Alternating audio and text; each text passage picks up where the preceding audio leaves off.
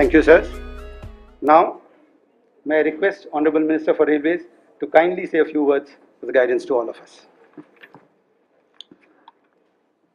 Finance Commissioner, member staff and other distinguished members of our Railway Board, my colleague in the Parliament, also the member of Standing Committee, Mr. C.P. Joshi, our friends from media, and all other distinguished friends. I had mentioned in the 16-17 budget, this chair that will be created, and we are very happy that we are already operationalizing that announcement in terms of creating this chair. First time in the last 2 years, we have been trying to raise resources for the railways, not depending upon the conventional sources.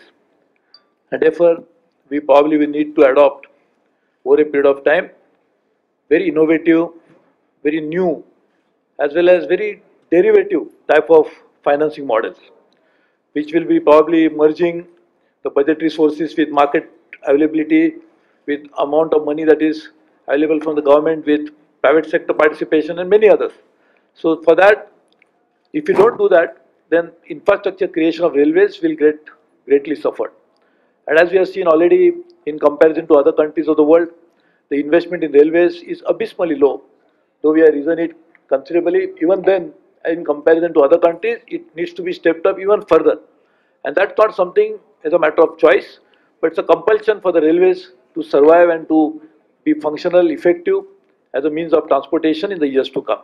So this chair will greatly enhance the ability of doing some research, ideas, bringing people together, and therefore it was announced in the budget, and I'm very happy that budget announcement has been implemented already.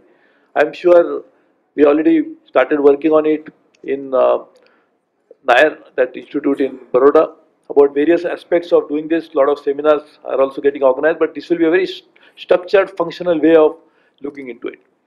This budget speech is, of course, is piece of history. We have already looked at many of these issues, so this is a good compilation of what has been said in the past. The third element, again, is for implementation of budget, is we started on a massive scale an exercise of internal audit in railways. And this is for the first time. So a lot of instructions have been compiled. How that is happening, a lot of internal audit teams have been created. They are functioning at various levels, zonal level. So I think that again we'll try to compile it.